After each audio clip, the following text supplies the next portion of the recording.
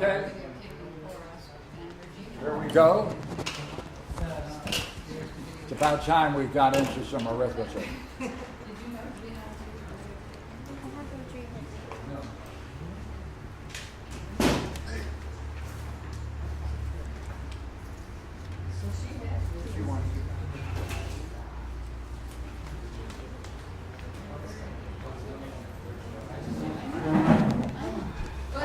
It's there somewhere, but I have some readjustments from mother's files up here.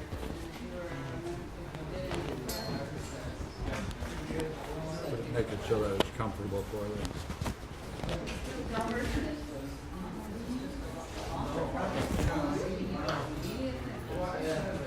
Okay. We have the good fortune of having Juan Balboa here, and no better man to introduce the subject, and therefore we take a chance. Let's do it. Okay, go right ahead.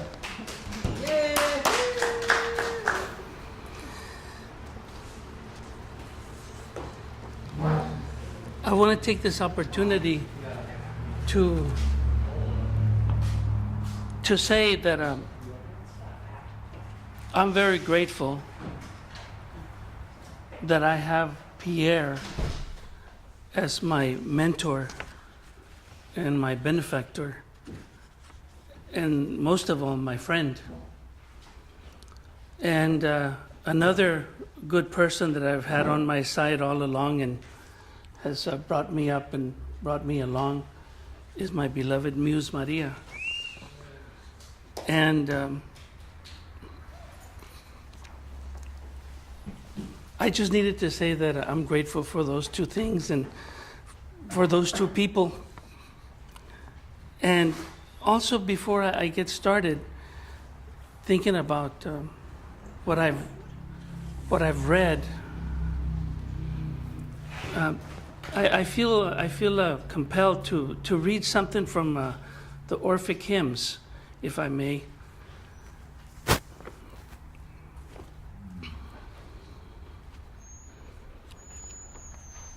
It's from the Hexad, number 6, and it's Orphic hymn number 1, to Hecate.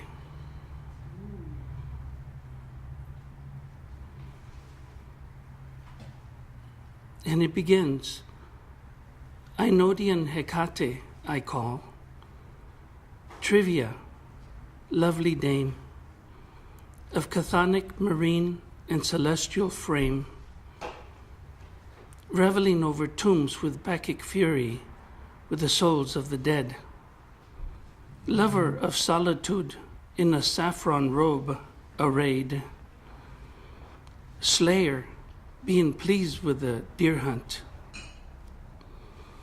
Night huntress, protector of dogs. Unfathomable queen, unarmed one, drawn by bulls, heralded by the roar of wild beasts, possessing an irresistible form. Our Lady who bears the keys to all of the cosmos. Leader, bride, child nurse, mountain trekker, maiden, hear my call, who with holy rites reverently supplicates thee. To thy herdsmen, with favor in mind, always draw near.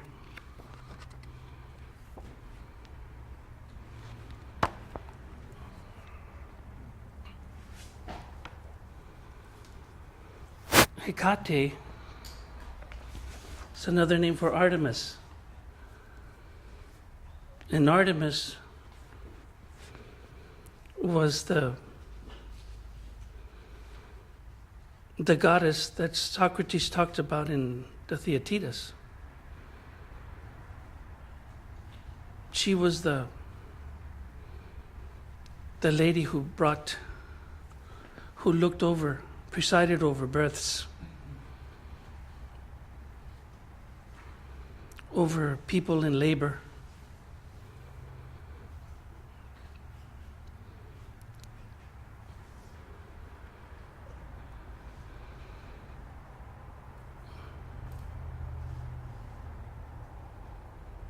She's also known as the gatekeeper.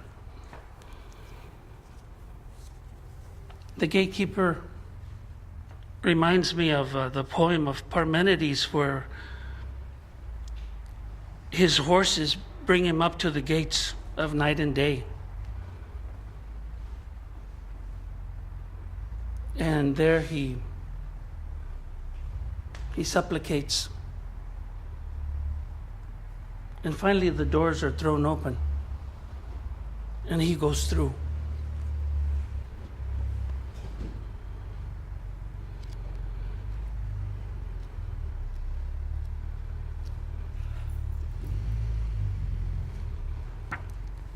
I also translated Orphic hymn number 2, to the gatekeeper goddess. This one has a fumigation from storax, incense, offered up. And this one says, "Hear me, much revered goddess, O spirit worshipped by many names. For those stretched upon the bed of labor pains view their sweet relief in thee, the sole savior of the feminine race. O gentle mind, O lover of youth, O gatekeeper, O keyholder, presiding over the quick births of mortal newborn, most gracious, loving provider of kindness to all, since you possess the home of all delight and joy. Thus the task is thine to unlock the virgin soul.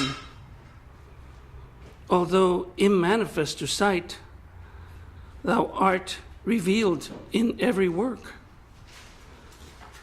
Thou also takes joy in all numerous easy deliveries from childbirth pains. O goddess who comes to the aid of those who are pregnant, bringing freedom from labors to those in dire distress. For the laboring invoke thee as the soul's only rest. For thou alone can bring relief to those who are pregnant. O venerable Artemis who comes to the aid of those who are pregnant, blessed gatekeeper who thus bestows relief to those who are in childbirth, hear and keep my prayer, just as you perpetually keep the newborn in every way.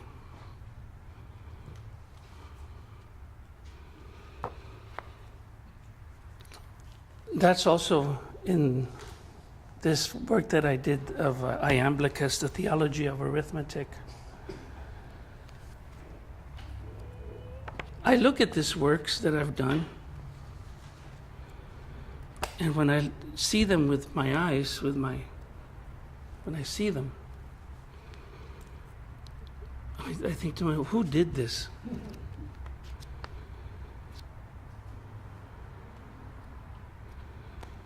Because I'm in disbelief that I did something like this. And it's when I do these works, I throw my whole self into it, and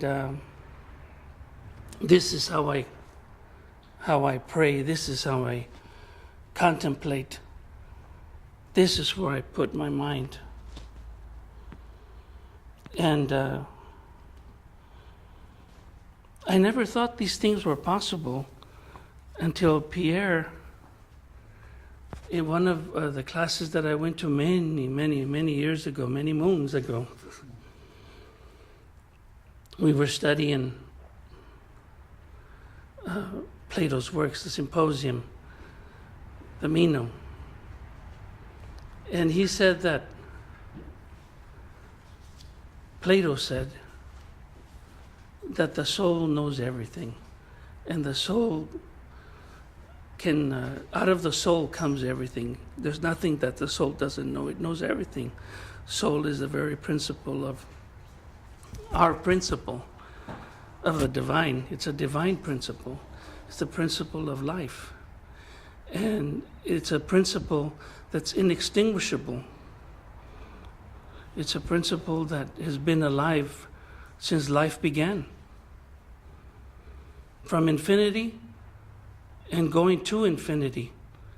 And hearing those words, I thought to myself, wow, that's pretty interesting to look at our souls, to learn. And since then, I've been studying and seeing insight upon insight. There's things to be learned if we pay attention. Because these people paid close attention to the things of their ministry, like it says in the Mino again. They paid close attention. And these things were handed down to us, and it's amazing that Plato survived all the book burnings and all those acts of ignorance that people who don't know any better do. But yet Plato survived. Nicomachus, Parmenides, Pythagoras, they were people tried to get rid of them because ignorance. They say that the soul is number, and it's intellectual through its wholeness, and the soul is made up of numbers. And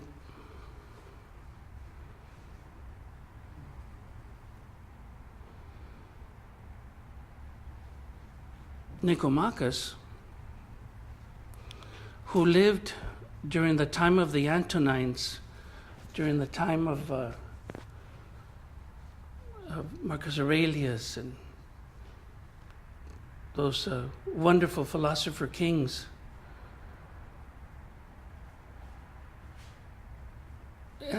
during the time of plenty.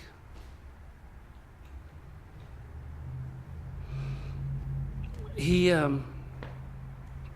said that he studied with a lot of great teachers, but his stuff is what survives. And in here, in the book that he put together, the the introduction, it's called The Introduction to Arithmetic. And this is the book right here. It's got Euclid, Archimedes, Apollonius, and at the very back is Nicomachus. And what I tried to do is I made this one simple page of the first book, and it talks about number, absolute quantity, and relative quantity. And when you look at number, absolute quantity, he has it defined as that it's absolute quantity is viewed by itself, having no relation to anything else. And absolute quantity is broken up into the even and the odd.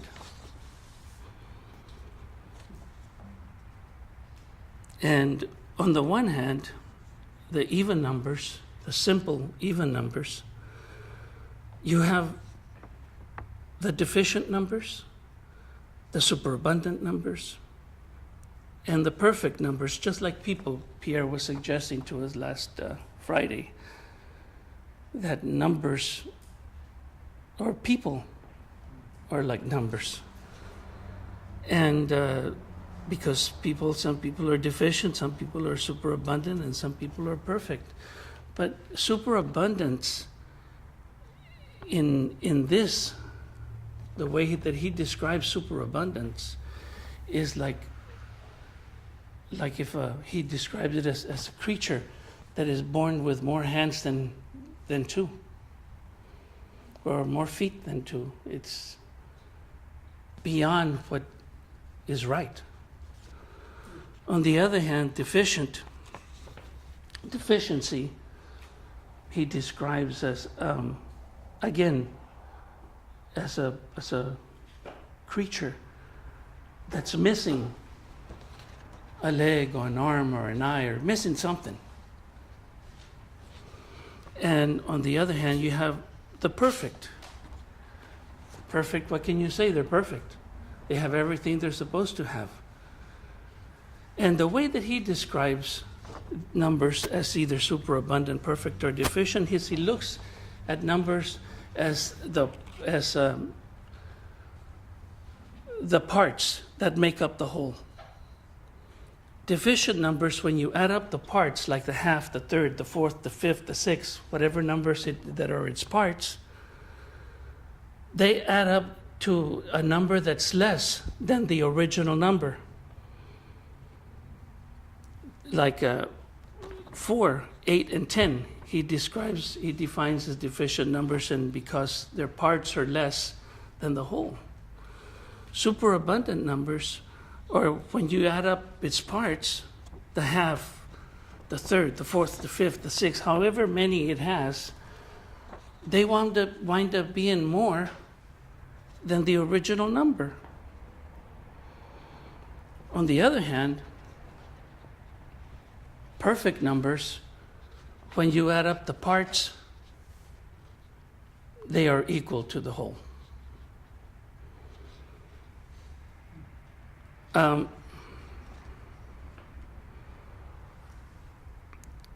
Perfect numbers are very few. Within the matrix of 100 of the multiples, when you take the whole 10 and then the doubles, triples, all the way to 10, there's only two perfect numbers, 6 and 28.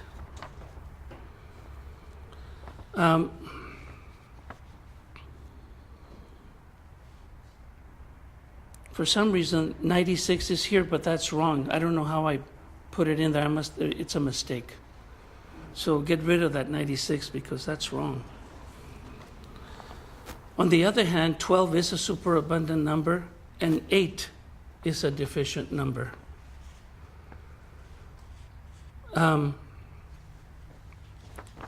On the other side of that scale are the odd numbers, and odd numbers are similar to the even numbers, because on the one hand you have the prime and incomposite numbers like 3, 5, and 7. Then on the other hand you have numbers that are called secondary and composite, and then in the middle you have those numbers that are not only secondary and composite, but they're also prime and incomposite. And 9 is one of those numbers. It's in itself, it's secondary and composite, but in relationship to others, it's prime and incomposite. It has a middle nature between the two extremes, just like the perfect has a middle nature between the two extremes. Then we have relative quantity. Below the simple numbers, you have the subdivision of the even times even, odd times even, and the even times odd, which he doesn't pay as much attention to those just as he doesn't pay as much attention to the lesser of the relative quantity, because the simple ones are much more interesting, and there's more to see there. The other ones, you can go there and you can see how they evolve themselves, but nevertheless, the simple numbers on either the absolute quantity or the relative quantity are the ones that give wonderful and beautiful results. In relative quantity, you have two natures, the equal and the unequal. The equal is very simple, very beautiful, and it stands all by itself, almost like the one stands apart from everything else, because 1/2 is like it exists in one and the same way. It neither exceeds nor falls short. When one is compared to the other, you compare 1/2 to the other half, there's no difference.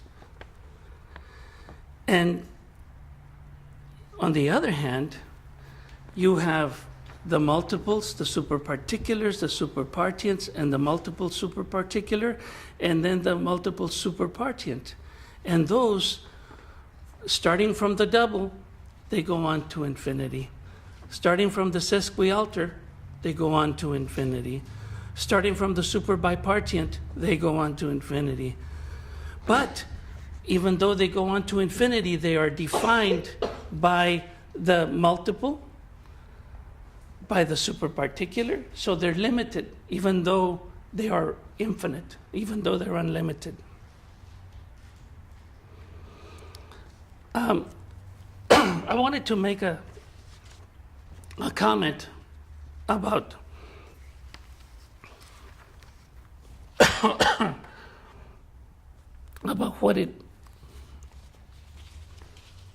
about learning, and that equality is one of those names that, to me, it seems like every human being has an intuitive notion of what equality is.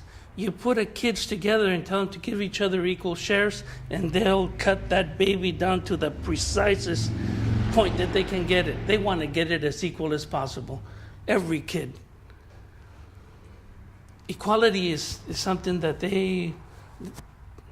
there's no question about it.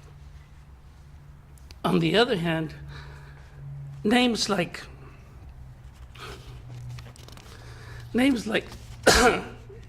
happiness, number, ousia, logos, those need to be rectified. Those have to be defined, because the way that most of us see the idea of number, we've never been brought up to see number the way that the Greeks saw it.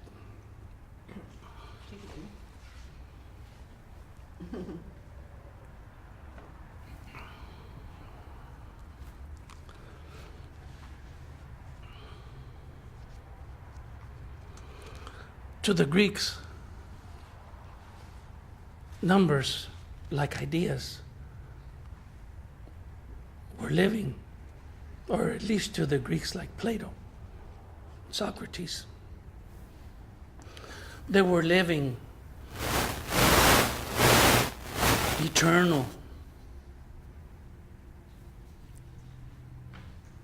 full of energy. Everything in this world that we see partakes of number everything.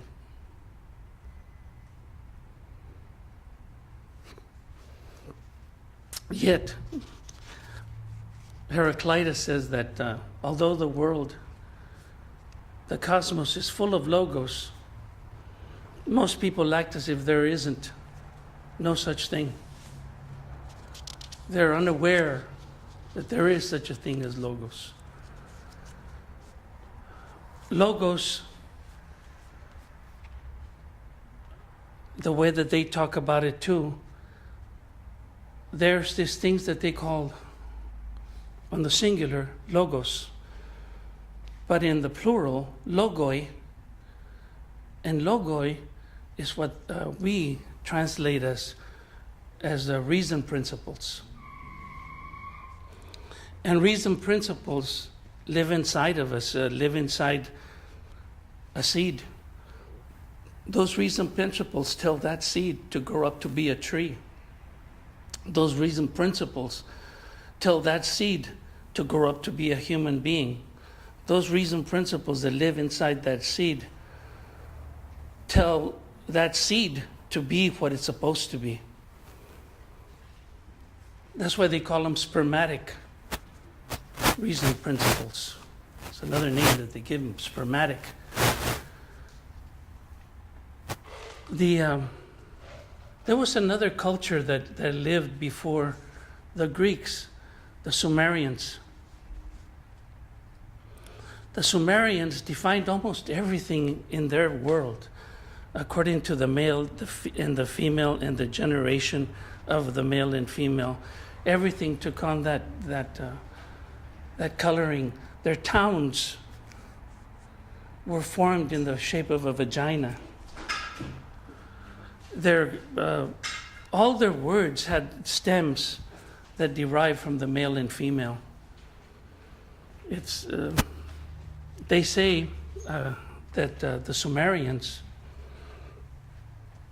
their language is a bridge that connects the Greek world and how do they call it? The rest of the Near Easterners, their languages. They have the Sumerian language as a common ground. But it's interesting about how they too saw everything as being fertile, full of logos, ready to grow into something, from the seed all the way to the fully developed human being. And everything knows what it's supposed to be. All those seeds know what they have inside of them, and that's what they're going to do.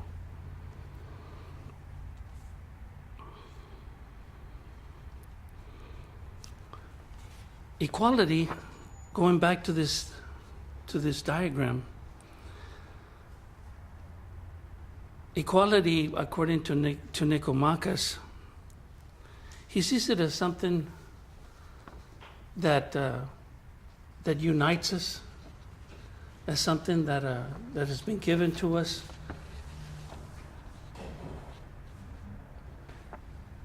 So that we can grow out of all this other variegation into something into equality. Equality is such a beautiful thing. In geometry, one of the common notions, again, the idea of the common notion, something that we have inside of us, what they call a self-evident truth. Self-evident because it's inside of us, and when we see it, there's nobody that needs to tell us what it is. We realize it, we know it, like children know about the equality. And one of the common notions says that things which are equal to the same thing are also equal to one another. And that common notion is one of the basic founding, of the basic principle for the very first proposition. It pulls it all together. The first proposition. And here, what he does here, let me just read to you what he says here. Let us consider the nature of the principle that pertains to these cosmic matters. It is capable of proving that all the complex species of inequality and the varieties of these species are produced out of equality. Do you have another one of those, honey? One of these? No.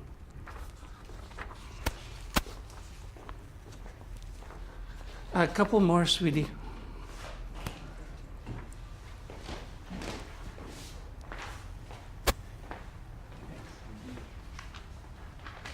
One more.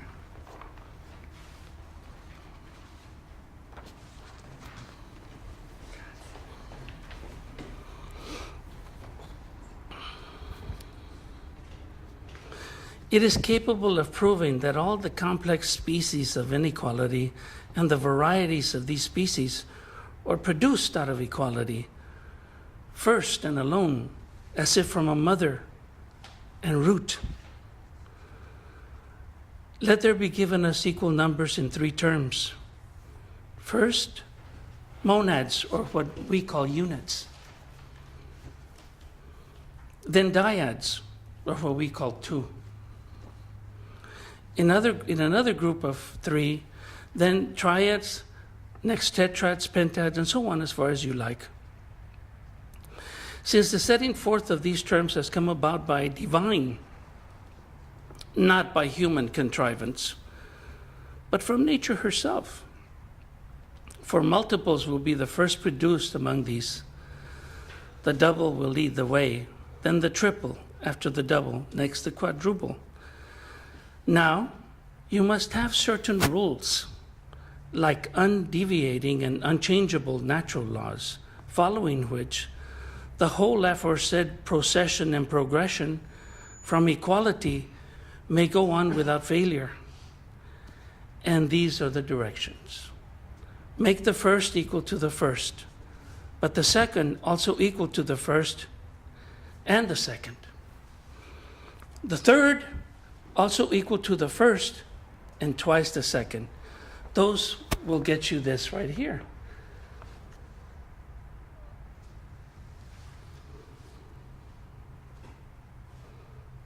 And from these, you can see that following those rules, you get 3, you get 6, you get 9. You get 1, you get 2, you get 3. It's the progression of all the numbers.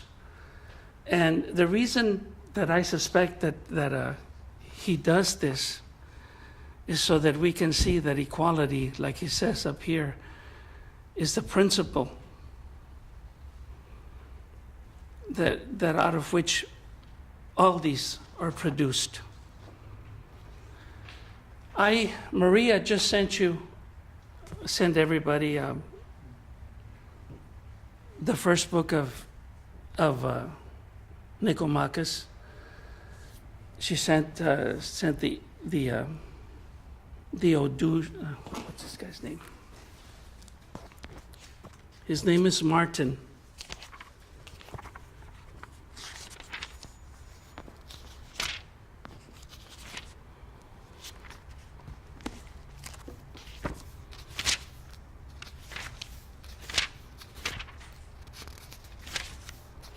Oops.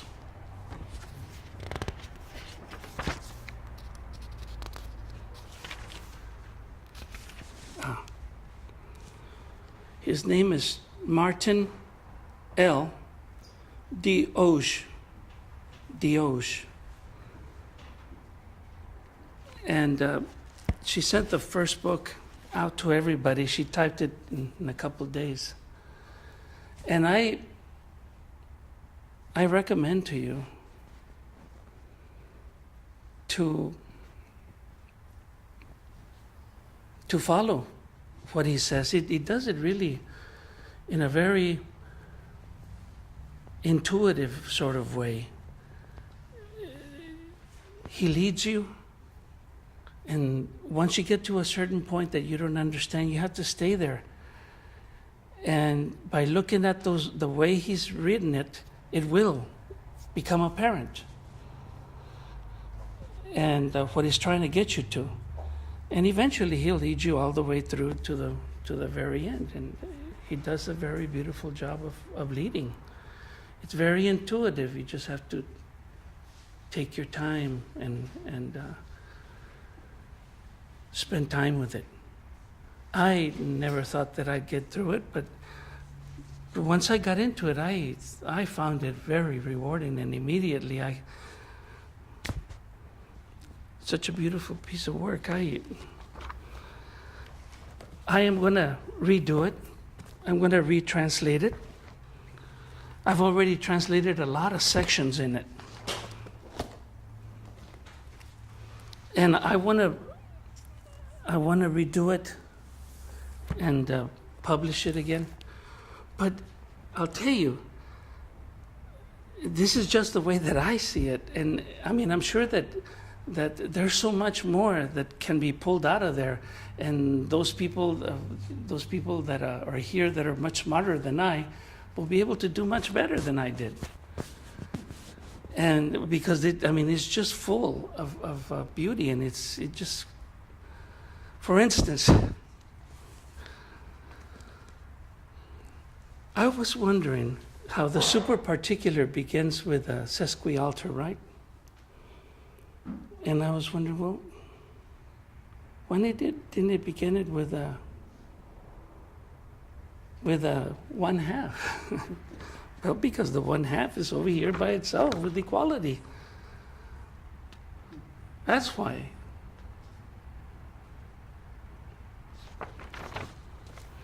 All by itself. Doesn't that correction have to be made in order to have that work?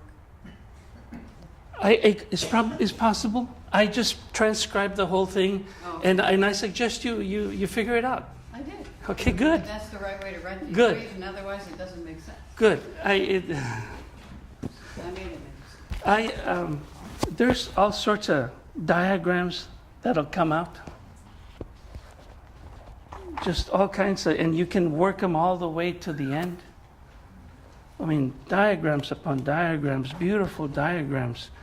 This one here, so beautiful. 6, 8, 9, 12 comes out of that. Just. Juan, Mm. can you answer the question as to why numbers are even and odd? No. Okay. That's the way God planned it, I suspect. Well, it's a given. Yeah. It's a given. No, there's a lot of things that I don't know. I mean, and I'm sure that others could do much better with it. And for instance, one of the things that I sent out just recently was.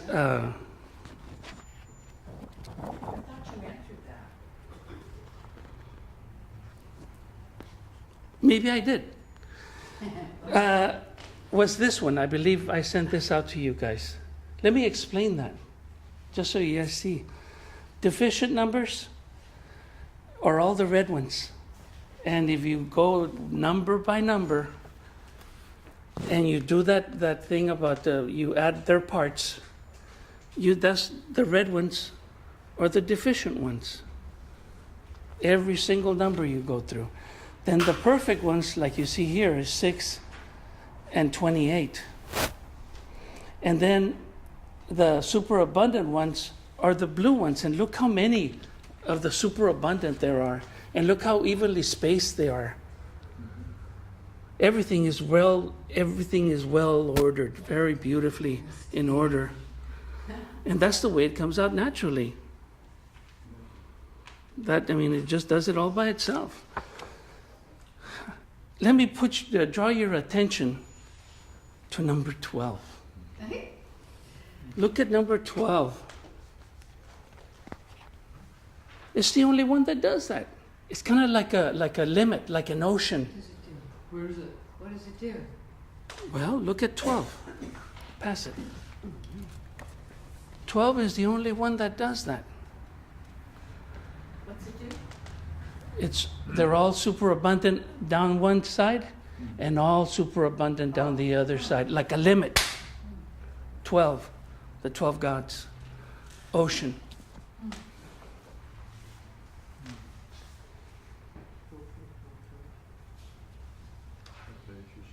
Very, Why did you say ocean? You're including? because ocean in mythology was supposed to have been, it has all sorts of symbology in mythology. One of them, it's a limit, and ocean was in another mythology was one of the titans that sided with heaven as opposed to with earth.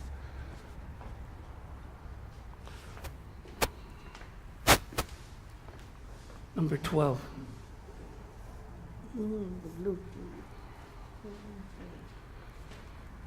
All sorts of, there's all sorts of beautiful things in there that is not even mentioned by the author, but is there to be found.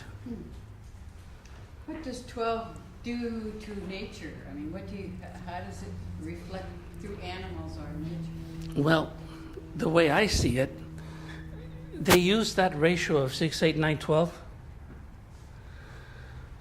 as the ratio to show the harmony of the cosmos. And 12, as you can see, it's a superabundant number. And then on the other end, you have the perfect number, 6. 6 can represent the earth also, because there's 6 sides to a cube. 6 sides. 12 is what the dodecahedron, which means the 12-sided figure, is what it's made out of. A dodecahedron is made out of 12 sides. And in the middle, you have 8 and 9. 8 and 9 are, in music, you put those two numbers together and you have a tone, a beautiful whole tone. And You put them together how? What do you mean? boom! And they're perfectly harmonious. It's a beautiful tone. What's playing it? Where are you getting that? It's just things that are found in nature.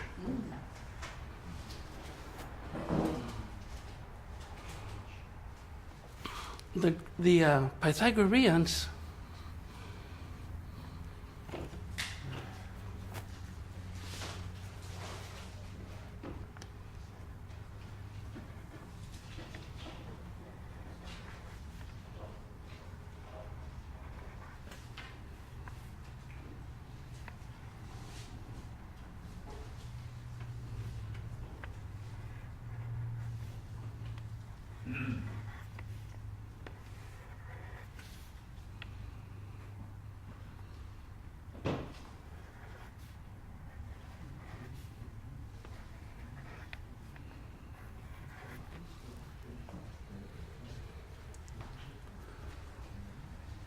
this is what they call the tetractus.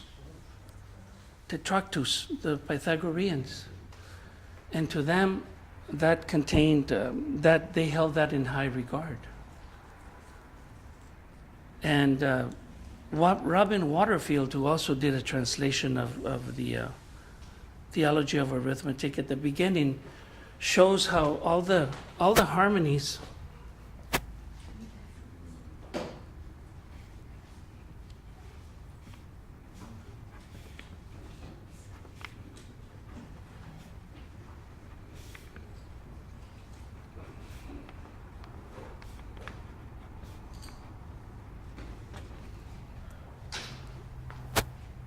relationships, all the relationships of the harmonies, all the relationships a whole bunch of numerical relationships naturally arise out of this if you conjoin in a certain way. On the other hand,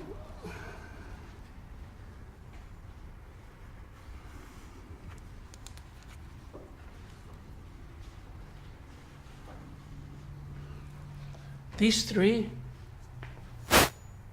are especially held in high regard.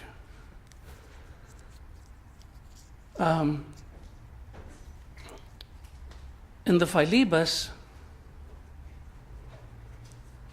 Plato talks about the limit, the unlimited, and essential being. And he says that you might say that, let's say that 3 is essential being, and the limit is 1, and of course the unlimited is 2. And then he says there's a 4th cause that's above these 3. The 1. Because this, the limit, the unlimited, ousia.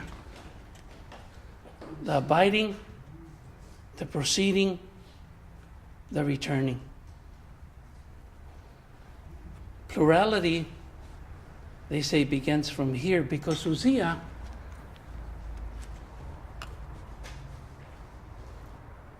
the hyparxis of ousia is super essential. But the part of ousia that isn't super essential, that is essential of what she is, ousia, substance, gives birth to everything.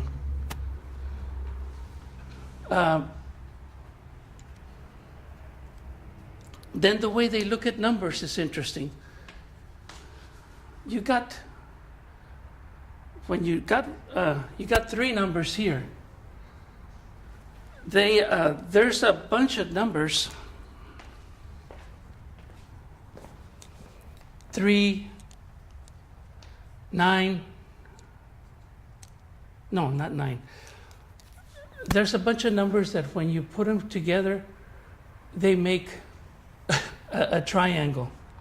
Then there's other numbers like 4, the doubles. When you put them together, they make a square. And they're called square numbers. Not only do they make a square, but they're called square numbers. Then there's, when you put 6 numbers together, they make an oblong. And they're called oblong numbers. And there's a certain bunch of numbers that are called oblongs, a certain bunch of numbers that are called squares. Then there's another kind of number, the third kind of number, that is neither square nor is it oblong, and it's somewhere in between. They call it a heteromesic.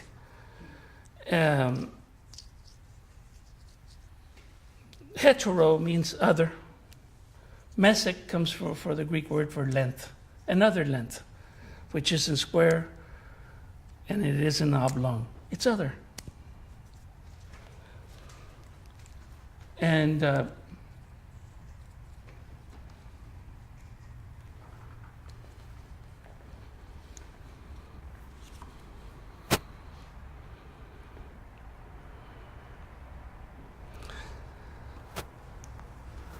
in what we're studying right now, let me read to you something.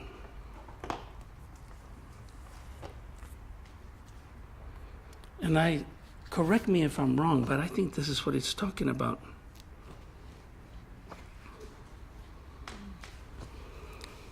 Page 28.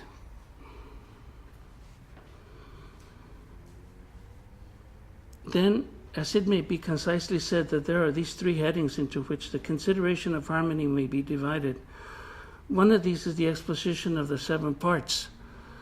Then the second is the insertion of the tuidia, but the third, the division of the sesquitertians and the sesquialters and the sesquioctaves and the lemma. the three headings that he's talking about are these. And out of that, remember he does the lambda? The three headings is unity, then the doubles and the triples and all the things that come out of those. Those are the three headings.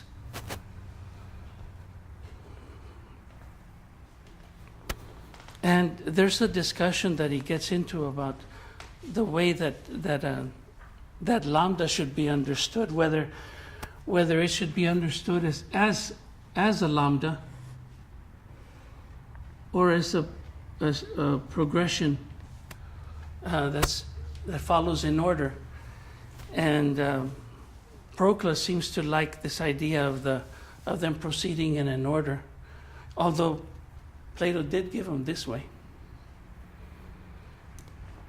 But even though he did give them that way, as three headings, you can still understand them the way that Proclus says, in a progression, in order, one following upon the other.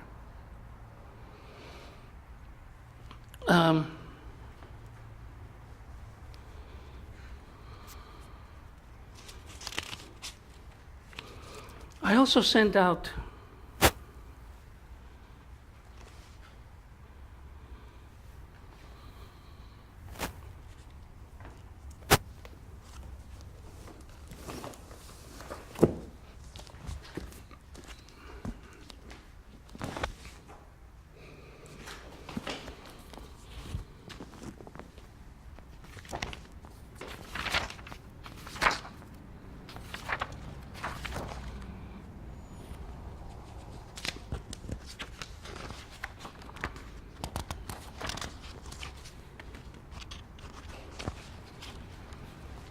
this diagram just recently.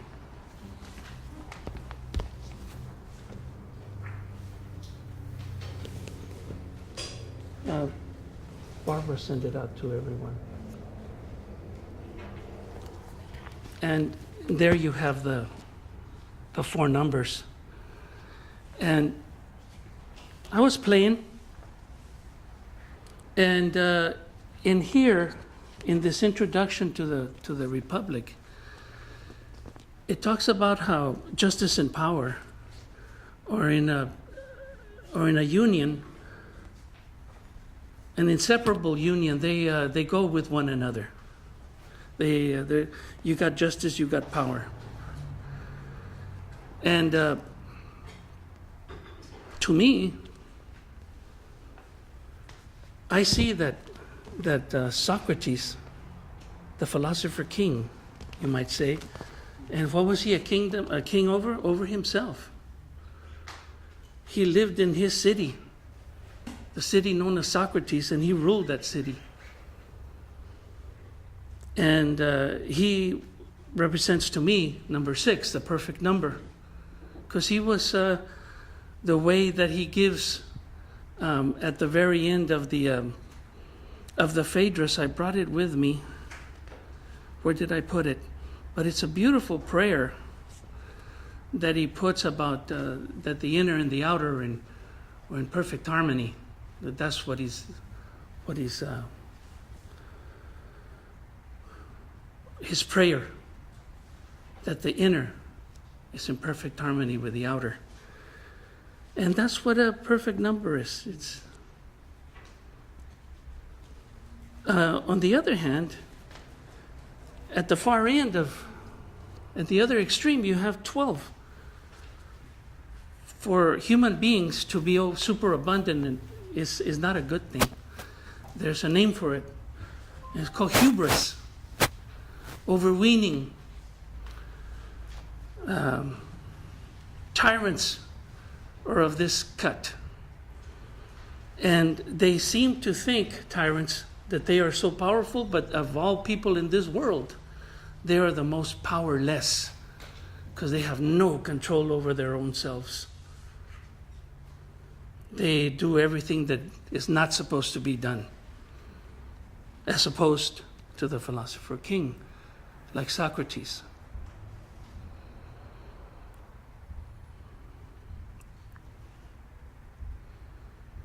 So the more that people partake of justice, the more they partake of power, the more they come up. There's aristocracy is also known as oligarchy.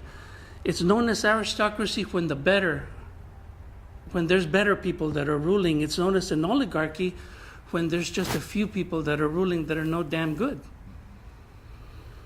And then democracy, the democracy that comes out of those can either be a democracy that comes, democracy is also known as the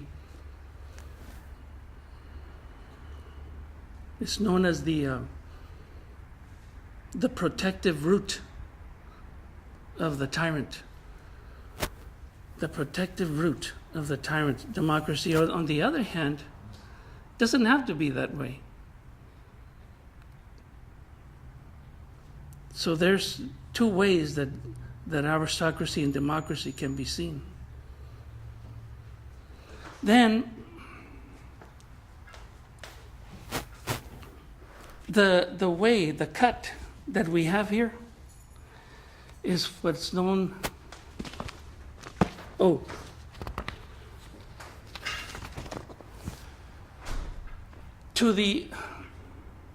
this was sent with it.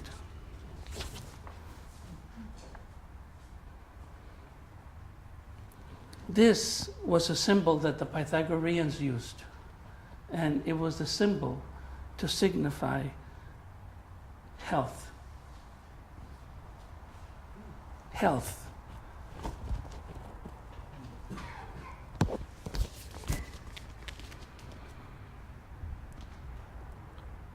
The Pythagorean symbol for health, wholesomeness, for soundness. And this is cut according to the same ratio as this. It's the same ratio. It has partakes of the same ratio. There's this beautiful book that Rod Wallbank got for me a long time ago.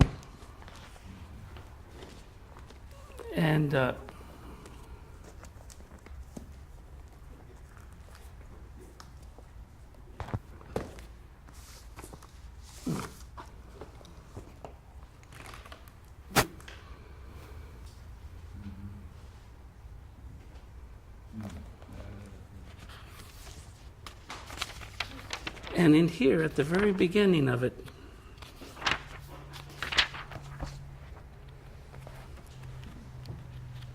and it's all about that ratio, that cut, the golden mean. And he says that this cut, what he calls throughout the whole book, the EMR, I believe he calls it. Yes, EMR. Because it's the relationship of the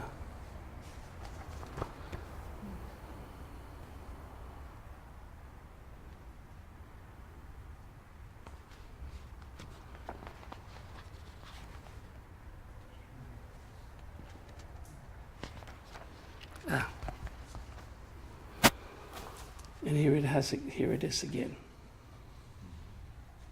at the very beginning.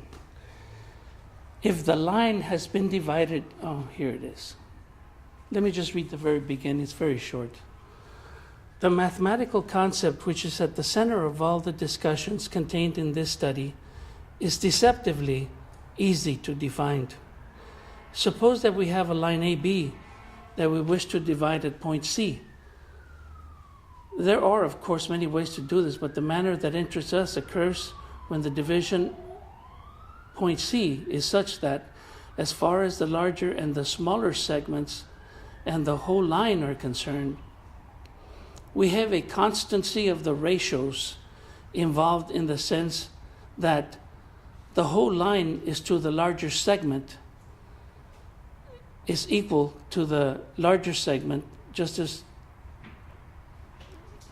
the larger segment is to the shorter segment. So that AB is to AC just as AC is to CB, which is found in the Republic, in book 6, I believe. And I have that. And notice how it also fits along with the oblong and the square. See the oblong and the square?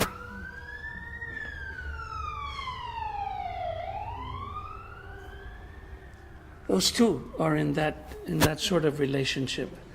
And this form right here is used it's used everywhere. It's even nature has it everywhere. It's found in nature everywhere.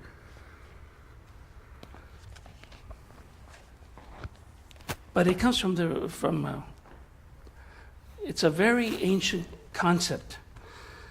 Not only did the Pythagoreans use this symbol, but apparently it was also used by the ancient Sumerians. They have found this diagram, and with the cuneiform figures around it describing it. So it's a very, very ancient concept.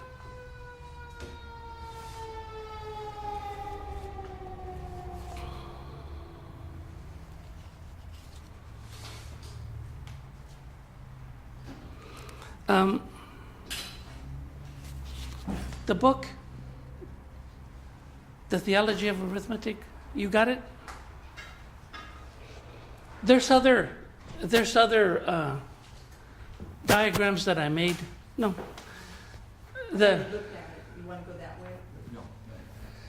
There's other diagrams where it does this, like I did for the deficient, the superabundant, and the perfect. There's also some for the that I did for the prime and incomposite, the secondary and composite, and the secondary and primary incomposite, and they too fall into that sort of a order, in a very beautiful order.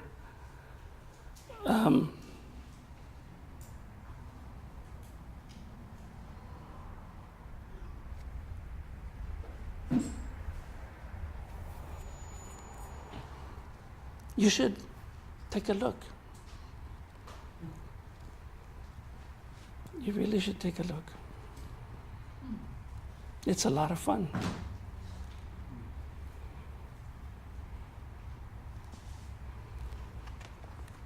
In the Republic,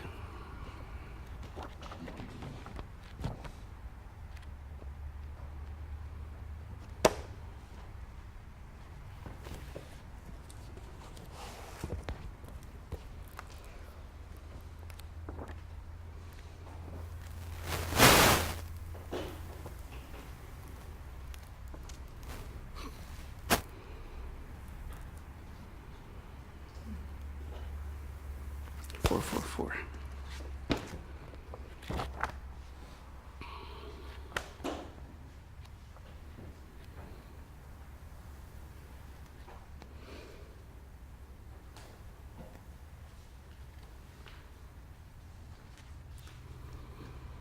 At 444 approximately,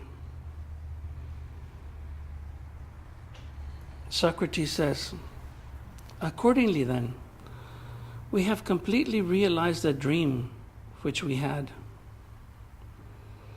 As soon as we began to build our city, when we conjectured that some divine presence made it possible for us to have lit upon a cause and an image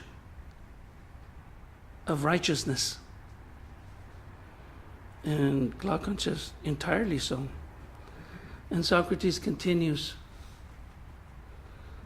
accordingly then, that was indeed, O Glaucon, a certain image of justice, through which it was beneficial or useful that the one who was fitted by nature to be a shoemaker should perform the business of shoemaking properly and nothing else. But the one who was fitted by nature to be a carpenter must perform that work, and in the same way for all the others. And Glaucon says, so it came to light. And Socrates continues, but the truth of this is that righteousness indeed resembles something like this, but not in regards to the doing of one's own business externally, but in regards to that which happens internally, in the true way, relating to the inner self and those matters that are its own. This inner self must not allow any genus in its soul to do the work belonging to another, nor to engage in any businesses with each other, but in reality setting its own house in order and is ruled by itself, while adorning and becoming its own best friend. By turning the three genera of its soul in the most simple manner as three harmonic limits or ratios or boundaries, the lowest, the highest, and the middle, and all others there may happen to be between them. By having bound together all these terms, and out of many, having become perfectly one, sound, and in tune, thus in this way, it immediately knows what must be done. If anything is to be done, whether in the acquisition of wealth, or concerning the therapy of the body, or in any public or private contracts. And in all these cases, on the one hand, being led to see and define that action as being fair and elegant, which will preserve and bring to completion this same disposition, and the knowledge which presides over this action, wisdom. But on the other hand, being led to see and define that reaction as unjust, which always dissolves the same disposition, and in turn, the opinion which presides over this reaction, ignorance. So, the ratios.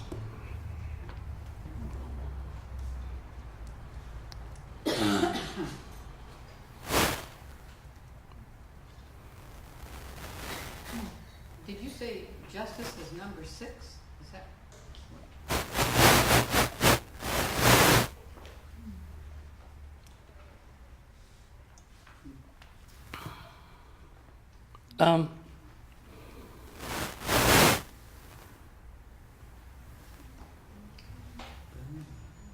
The ratios. What time is it? 9:46.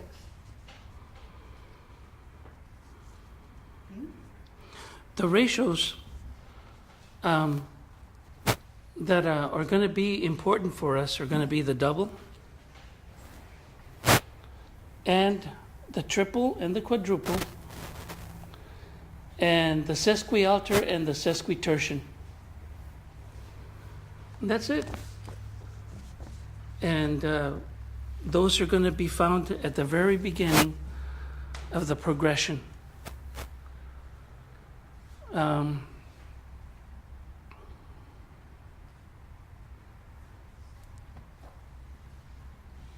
It's once you see the diagrams of how they're put together, they're actually quite simple to understand.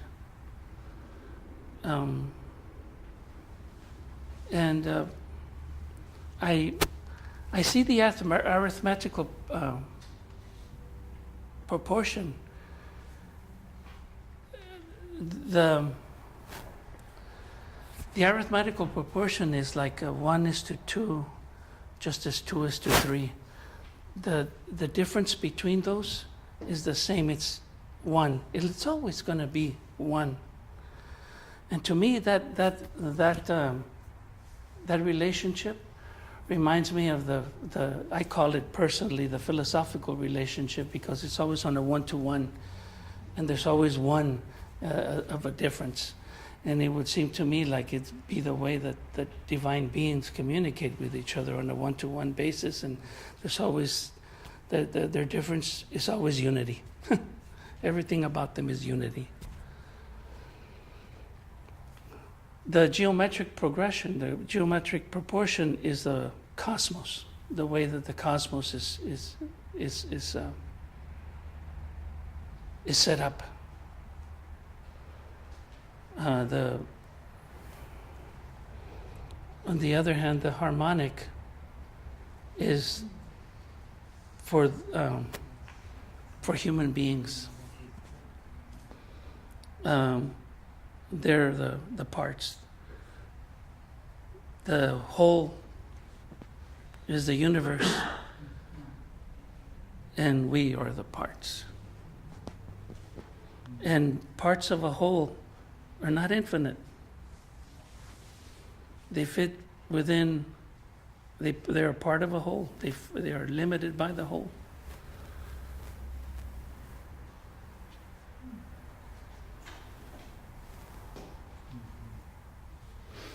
I think that's all I want to say.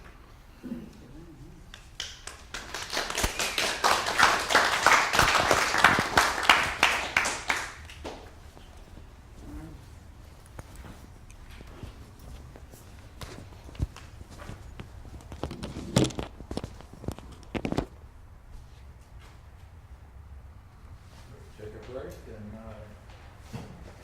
do a couple of drinks. Consider what after all we're gonna come to. Thank you, Juan. Yes, thank you.